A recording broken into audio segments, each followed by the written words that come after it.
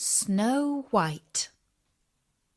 Hello everybody, this is Natasha, and His Royal Highness Prince Bertie the Frog has commanded me to tell you the story of Snow White by the Brothers Grimm. The story of Snow White is about a beautiful princess who had the most nasty, horrible stepmother who ever lived. Bertie thinks it's rather interesting, as the wicked queen in the story reminds him of someone he knows, a certain horrid somebody who turned him into a frog just as he was about to marry the lovely Princess Beatrice. Now, in real life, most stepmothers are sweet and kind, but the ones who appear in fairy tales are generally horrid. See what you think about this one. A very long time ago, in midwinter, when the snowflakes were falling like feathers from heaven, a beautiful queen sat sewing at her window, which had a frame of black ebony.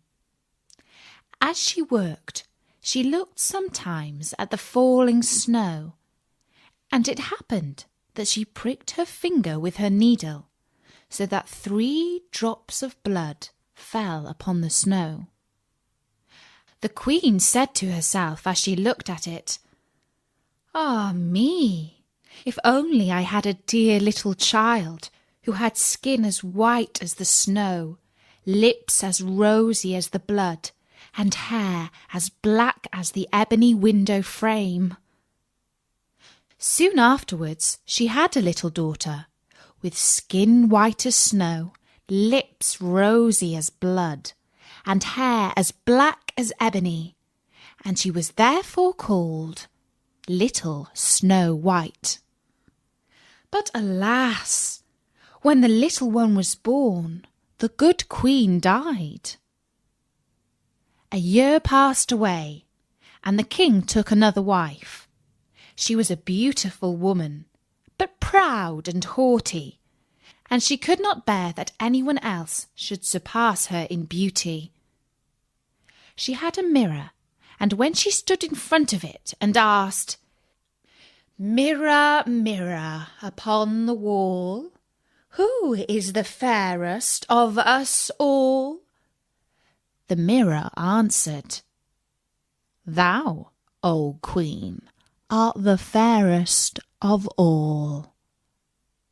And the queen was contented, because she knew the mirror could speak nothing but the truth. But as time passed on, little Snow White grew more and more beautiful, until when she was 7 years old, she was as lovely as the bright day, and still more lovely than the queen herself, so that when the lady one day asked her mirror, "Mirror, mirror upon the wall, who is the fairest of us all?" it answered, "O Lady Queen, though fair ye be, Snow White is fairer far to see."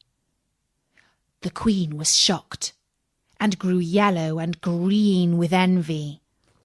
And from that moment, envy and pride grew in her heart like rank weeds, so that she had no peace day or night, until one day she called her huntsman and said, "Take the child away into the woods and kill her, for I can no longer bear the sight of her. And when you return, bring with you her heart, that I may know you have obeyed my will." The huntsman dared not disobey, and he led Snow White out into the woods, and placed an arrow in his bow to pierce her innocent heart. But the little girl cried and begged him, saying, "Ah, dear huntsman, leave me my life. I will run away into the wild forest and never come home again." And as she was so beautiful, the huntsman had pity on her and said, Run away then, you poor child. While to himself he thought, the wild beasts will soon have devoured you. And yet it seemed as if a stone had been rolled from his heart, since he now no longer had to kill her. Then as a young wild boar came rushing by, he killed it, took out its heart, and carried it home to the queen. The cook was ordered to prepare this, and the wicked queen ate it, and thought she had eaten the heart of Snow White. Poor little Snow White was now all alone in the wild wood, and so frightened was she that she trembled at every leaf that rustled. Then she began to run, and ran over sharp stones and through thorns, and the wild beasts ran past her, but did her no harm. And she kept on running until she came to a little house where she went in to rest. Inside the cottage, everything she saw was tiny, but more dainty and clean than words can tell. Upon a white-covered table stood 7 little plates, and upon each plate lay a little spoon, besides which there were 7 knives and forks and 7 little goblets. Against the wall, side by side, stood 7 little beds covered with perfectly white sheets. Snow White was so hungry and thirsty that she took a little food from each of the 7 plates and drank a few drops of wine from each goblet, for she did not wish to take everything away from one. Then, because she was so tired, she crept into one of the little beds, but it did not suit her. And then she tried the others, but one was too long, another too short, and so on, until she came to the 7th, which suited her exactly. So she said her prayers and soon fell fast asleep. When night fell, the masters of the little house came home. They were 7 dwarfs who worked with a pickaxe and spade, searching for copper and gold in the heart of the mountains. They lit their 7 candles and then saw that someone had been to visit them. The first said, "Who has been sitting on my chair?" The second said, "Who has been eating from my plate?" The third, "Who has taken my piece of bread?" The fourth, "Who has taken some of my vegetables?" The fifth, "Who has been using my fork?" The sixth, "Who has been cutting with my knife?" The seventh, "Who has been drinking out of my goblet?" The first looked round and saw that his bed was rumpled, so he said, "Who has been getting into my bed?" Then the others looked round, and each one cried, "Someone has been getting into my bed too." But the 7th, when he looked at his bed, saw little Snow White, who was lying there asleep. And he called the others, who came running up, and they cried out with astonishment, and brought their 7 little candles, and let the light fall on little Snow White. "Oh, heavens! Heavens!" cried they. "What a lovely child!" And they were so glad that they did not wake her up, but let her sleep on in the bed. And the 7th dwarf slept with his companions, 1 hour with each, and so got through the night. When the sun rose, Snow White awoke, and oh, how frightened she was when she saw the 7 little dwarfs. But they were very friendly, and asked what her name was. "My name is Snow White," she answered. "And how did you come to get in our house?" asked the dwarfs. Then she told them how her cruel stepmother had intended her to be killed, but how the huntsman had spared her life, and she had run on until she reached the little house. And the dwarf said, "If you will take care of our house, cook for us, and make the beds, wash, mend, and knit, and keep everything neat and tidy and clean, then you may stay with us, and you shall lack for nothing." "Yes," answered Snow White, "with all my heart." And so she stayed. She kept the house neat and clean for the dwarfs, who went off early in the morning to search for copper and gold in the mountains, and who expected their meal to be standing ready for them when they returned at night. All day long Snow White was alone, and the good little dwarfs warned her to be careful to let no one into the house. "For," said they, "your stepmother will soon discover that you're living here." The Queen, believing, of course, that Snow White was dead, and that she had eaten her heart, and that therefore she was again the most beautiful lady in the land, went to her mirror and said, "Mirror, mirror, upon the wall, who is the fairest of us all?" Then the mirror answered, "O Lady Queen, though fair ye be, Snow White is fairer far to see. Over the hills and far away, she dwells with 7 dwarfs today." How angry she was, for she knew that the mirror spoke only the truth, and that the huntsman must have deceived her. She thought and thought how she might kill Snow White, for she knew she would have neither rest nor peace until she really was the most beautiful lady in the land. At length she decided what to do.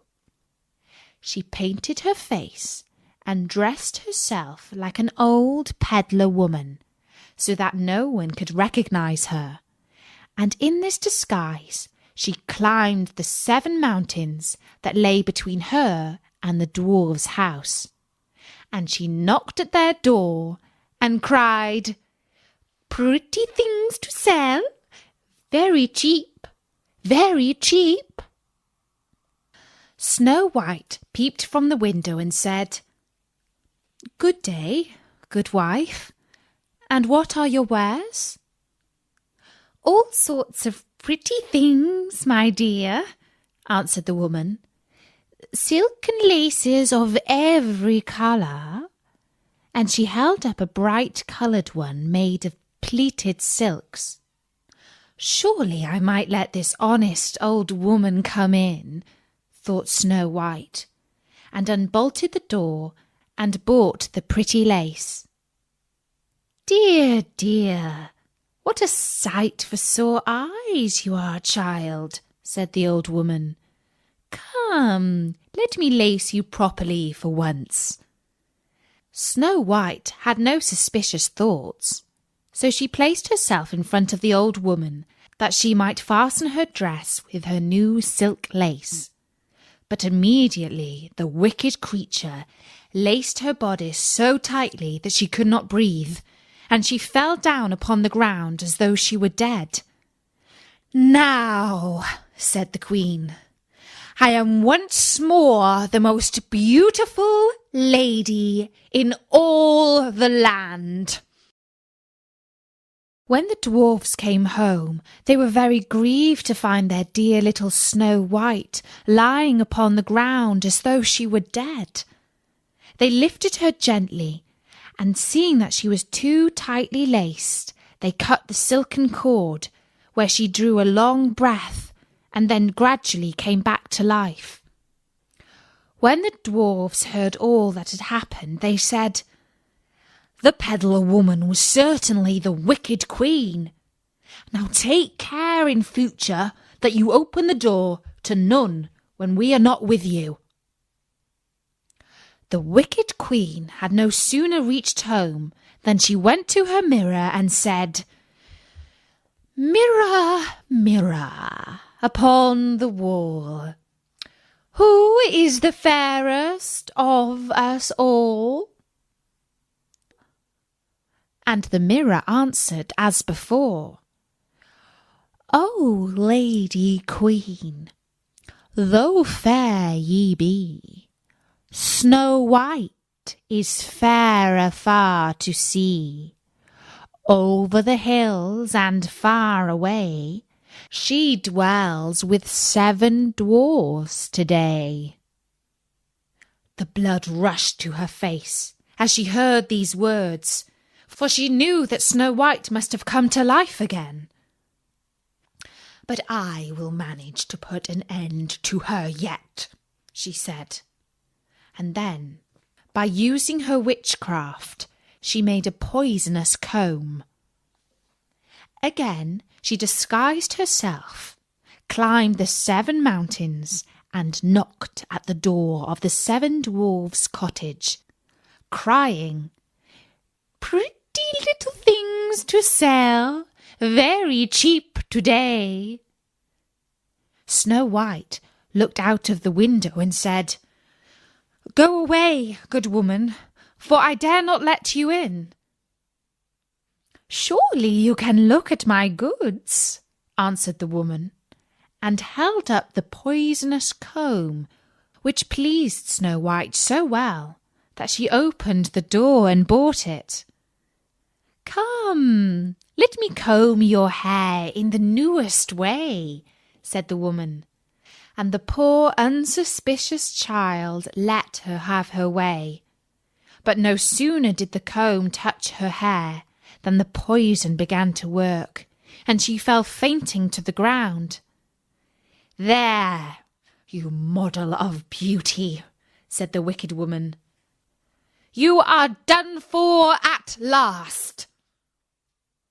But fortunately it was almost time for the dwarfs to come home, and as soon as they came in and found Snow White lying upon the ground, they guessed that her wicked stepmother had been there again, and set to work to find out what was wrong. They soon saw the poisonous comb and drew it out of her hair, and almost immediately Snow White began to recover and told them what had happened. Once more they warned her to be on her guard and to open the door to no one. When the queen reached home, she went straight to the mirror and said, "Mirror, mirror on the wall, who is the fairest of us all?" And the mirror answered, "O Lady Queen, though fair ye be, Snow White is fairer far to see. Over the hills and far away, she dwells with 7 dwarfs today." When the queen heard these words, she shook with rage. "Snow White shall die," she cried, "even if it costs me my own life." She went into a secret chamber where no one else ever entered, and there she made a poisonous apple, and then she painted her face and disguised herself as a peasant woman, and climbed the 7 mountains and went to the dwarf's house. She knocked at the door. Snow White put her head out of the window and said, "I must not let anyone in. The 7 dwarfs have forbidden me to do so." "It's all the same to me," answered the peasant woman. "I shall soon get rid of these fine apples, but before I go, I'll make you a present of one." "Oh no," said Snow White, "for I must not take it." "Surely you are not afraid of poison?" said the woman. "See, I will cut one in 2.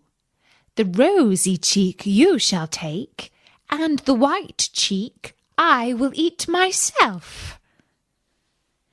Now, The apple had been so cleverly made that only the rose-cheeked side contained the poison.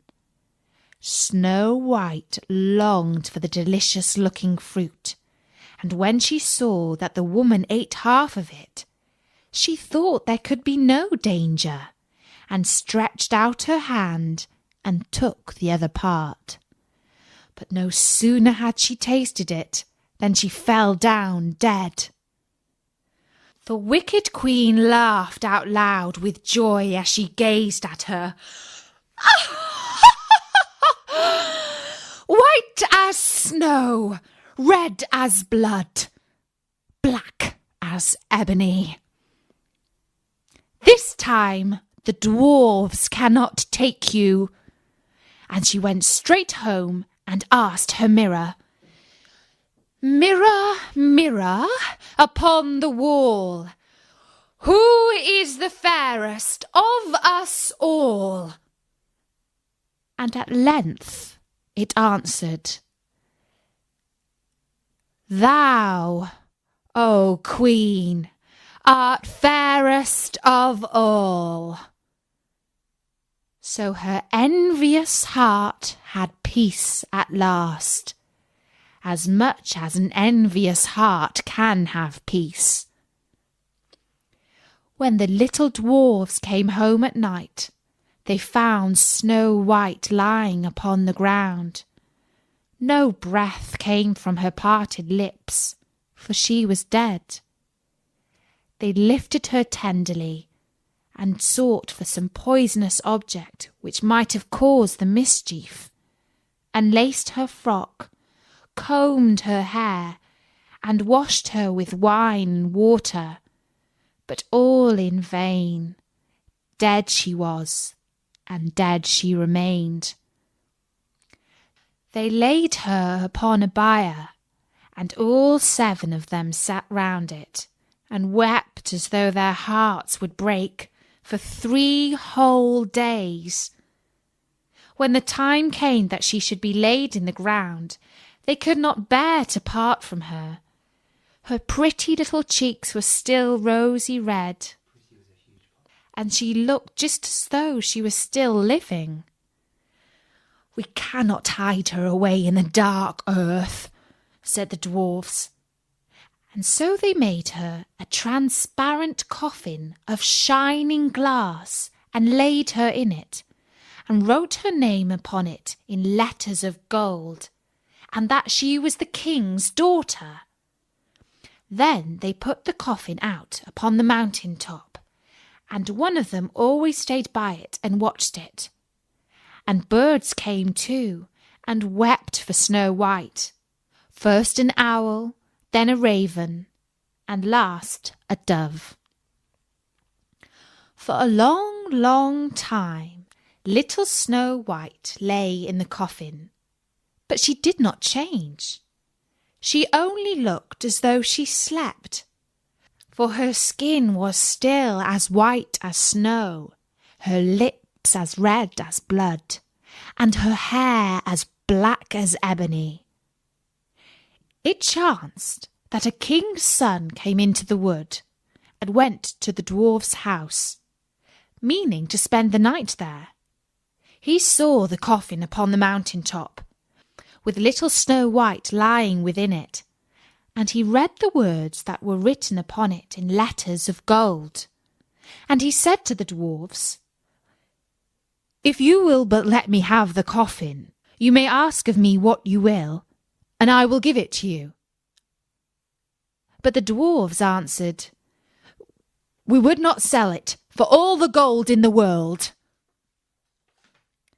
Then said the prince, Let me have it as a gift, I pray you, for I cannot live without seeing little Snow White, and I will prize your gift as the dearest of my possessions. The good little dwarfs pitied him when they heard these words, and so gave him the coffin. The king's son then bade his servants place it upon their shoulders and carry it away.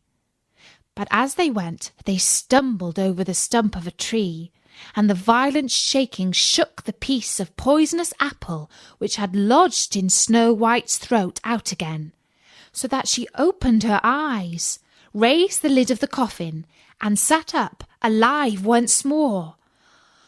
"Where am I?" she cried, and the happy prince answered, "Thou art with me, dearest." Then he told her all that had happened, and how he loved her better than the whole world, and begged her to go with him to his father's palace and be his wife. Snow White agreed and went with him, and the wedding was celebrated with great splendour and magnificence.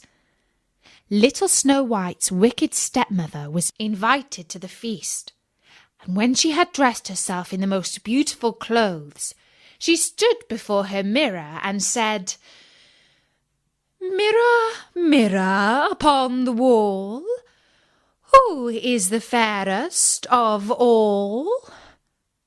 And the mirror answered, "O Lady Queen, though fair ye be, the young queen is fairer to see." Oh, how angry the wicked woman was then, and so terrified too, that she scarcely knew what to do. At first she thought she would not go to the wedding at all, but then she felt she could not rest until she had seen the young queen. No sooner did she enter the palace than she recognised little Snow White, and could not move for terror. But as punishment for the evil, wicked stepmother's ways, a pair of red-hot iron shoes was brought into the room with tongs and set before her, and these she was forced to put on and to dance in them until she could dance no longer, but fell down dead. And that was the end of the wicked queen. And that was the story of Snow White by the Brothers Grimm. You'll find loads more stories on storynori.com. Until then, from me, Natasha, bye-bye.